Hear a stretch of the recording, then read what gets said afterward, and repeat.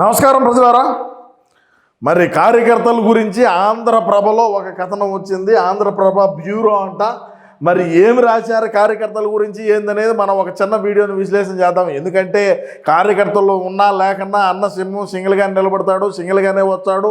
సరే, అధికారంలో ఉన్నప్పుడు అంటే కార్యకర్తలను కలుసుకుంటా పరదాపట్లు బారికేళ్ళు వందలాది మంది పోలీసులను అడ్డం పెట్టుకొని బతికినాం, అది వేరే విషయం. సరే, ఇప్పుడు అవసరం ఉన్నదా లేదా అనేది మనం చర్చిద్దాం. ఇకపోతే ఏం రాశారు వీళ్ళంటే, కంచుకోటల్లోనూ కనబడట్లేదు, వైసీపీ కోసం అద్దెకు కార్యకర్తలు కావాలను అని చెప్పి రాశారు.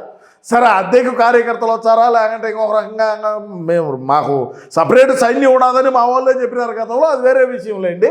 అధికారంలో ఉన్నప్పుడు లబ్ధి పొందిన వాళ్ళు ఎక్కడ, దిక్కు తోచని స్థితిలో కార్యకర్తలు, పార్టీలో పదవులు అన్నీ ఒక వర్గం వారికైనా, ఇప్పుడు పని చేస్తే గుర్తిస్తామంటున్నారు. అధికారంలో ఉన్నప్పుడు ఏం చేశారు?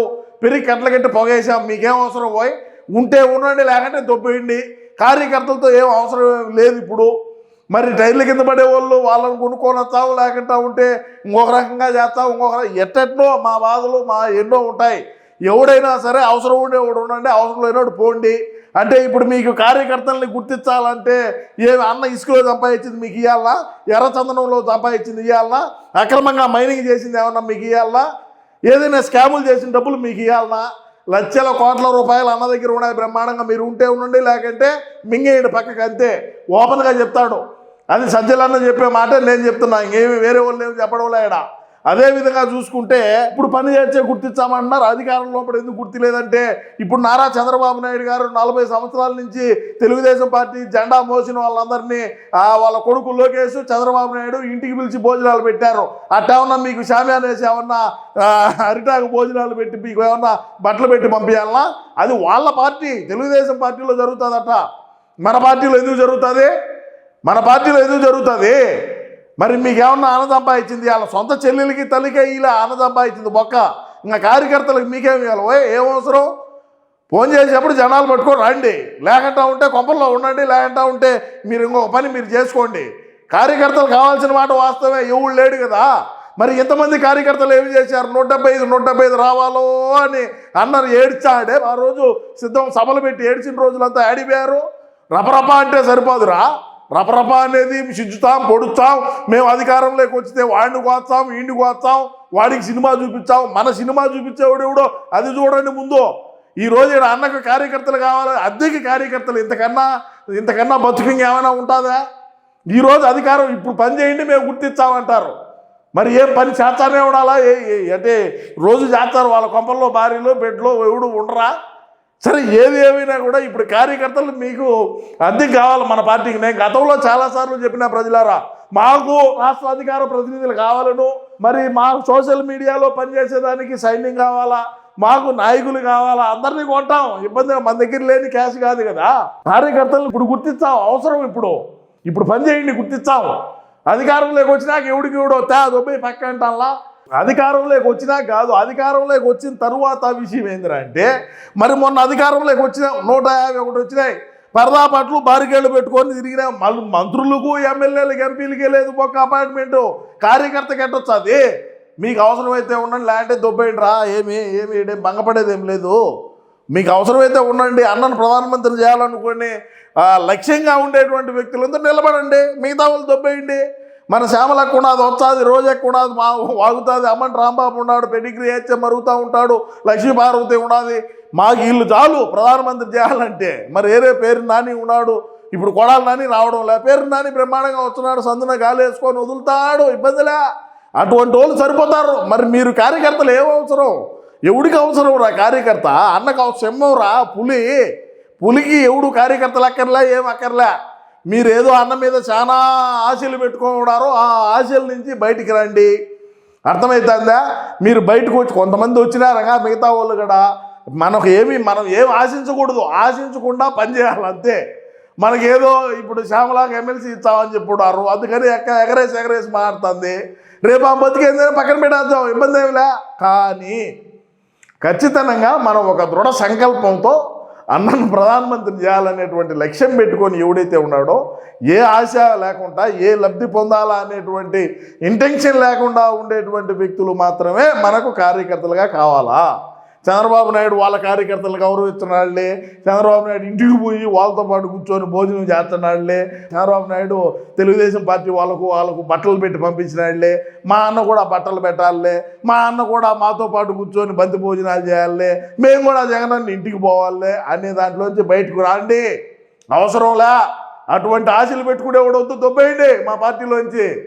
మన వైసీపీ పార్టీ కేంద్ర కార్యాలయానికి పోతే భోజనాలు పెట్టరు, నీళ్ళు ఇయ్యరు, కాఫీ ఇయ్యరు అంటే ఎందుకు ఇవ్వాలి పోయి? అవసరమైతే రండి, లేకంటే పోతా ఉండండి. ఏ గేట్లోంచి వచ్చినారో అదే గేట్లోంచి, అంతే తప్ప మీరు ఏదో ఆశలు పెట్టుకొని మమ్మల్ని అన్న అది చేస్తాడు మాకు ఇది చేస్తాడు అన్న, మేము ఖచ్చితంగా అన్న కోసమే పనిచేస్తున్నాం అవన్నీ మచ్చుగా చేశారు. ఇంట్లో షర్మిలమ్మ చేసింది, విజయమ్మ గారు కూడా 16 సంవత్సరాల పాటు అన్న అక్కడ కూర్చొని ఆ కంచంలో అన్నం తింటా ఉన్నప్పుడు పార్టీని బలోపేతం చేసి పార్టీ నాయకులందరినీ ఒక స్టాండ్ మీద నిలబెట్టి ఒక అవకాశం అనే నినాదంతో ప్రజలు లేకపోయి 151 వచ్చినా పక్కన పెట్టాడు. ఇంట్లో వాళ్ళను ఒక్క కార్యకర్త దేవుడు అది ఉంటే కూడా లేదంటే దొబ్బేయండిరా, అవసరం లేదు, అవసరమైతే పక్క రాష్ట్రాల నుంచి పిలిపించుకుంటాం అని చెప్తాం. మొన్న హైదరాబాద్లో అన్న కోర్టుకు పోయిన రోజు ఏమన్నా మన రాష్ట్రం ఆంధ్ర నుంచి ఏమైనా పోయినారేమిరా? తెలంగాణలోంచి కాదు వచ్చింది వాళ్ళు, తెలంగాణలో ఉండే యువతనే కదా మనం అందరం కూడా ఆ రోజు కోర్టు కాడ నిలబెట్టింది.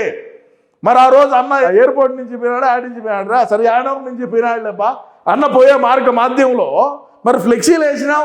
మరి అదేవిధంగా జనసేకరణ జరిగింది బ్రహ్మాండంగా. వాళ్ళకి కావాల్సింది ఇంక వాళ్ళ ఎక్విప్మెంట్ ఏం కావాలో కిట్ కావాలి కదా వాళ్ళకు కూడా. కిట్ అంటే ఏదో అనుకున్నారు, ఒక బిర్యానీ ప్యాకెట్, దాంట్లో ఒక సీసా, దానికి కావాల్సిన సామాగ్రి అంతా కూడా ఒక కిట్ రెడీ చేసి మనిషికి ఒక కిట్ ఇచ్చి దాంట్లోనే ఒక ఎన్వలప్ కవర్ కూడా పెట్టిస్తే ఎవడు రాడు, ఎందుకు రాడు, ఏం అవసరము? మీరంట కార్యకర్తలంట ఇప్పుడు పనిచేస్తే గుర్తిస్తా, అధికారంలో ఉన్నప్పుడు మీరేం చేసే నేనే చేస్తాం, ఏమి అక్రమంగా సంపాదించుకోవద్దా, లేకంటే ఏమి ఆయన సంపాదించింది ఏమన్నా మీకు ఇవ్వాలన్నా బొక్క? అవసరమైతే ఉండండి, లేకంటే పోతా అవునండి, ఎటువంటి ఇబ్బంది ఏమి లే. ఏడేవి రాండ్రా అనేవి ఏడేవి ఎవడు ఏడ్సలా, ఎవడిన అన్న ఏమన్నా రమ్మన్నాడా, లేకంటే వచ్చామన్నా కార్ల కింద పడండి అన్నాడా, లేకంటే ఈయన బర్త్డే నాడు ఏమన్నా మేకపోతులు పోయిండి అన్నాడా, కోసి నాకు రక్తం అంతా రక్తాభిషేకం చేయండి రా స్వామి అని ఏమన్నా మీకేమన్నా చెప్పినాడా జగనన్న? ఏమన్నా చెప్పలేదు కదా. మరి మీ జిలక మీరు చేసినప్పుడు మరి అన్నేం చేస్తాడు? ఉంటే ఉండండి, లేదంటే దొబ్బేయండి, మాకేం పెద్ద ఇదేం కాదు. కంచు కోటల్లోనూ కనపడట్లేదంట, కనపడరు, ఎట కనపడతారు? ఏమవసరం ఇప్పుడు? ఏమవసరమయ్యా? ఏందో కనపడరంట. కార్యకర్తలు ఉంటే ఉంటారు, లేదంటే దొబ్బేయండి, అవసరమే లేదండి మేము చెప్తున్నాం కదా, మీరు చెప్పేది ఏంది? సో రాష్ట్ర ప్రజలారా, ఏది ఏమైనప్పటికీ మనోడు సింహము సింగిల్గానే వచ్చాడు, ఎటువంటి ఇబ్బంది ఏమి లేదు.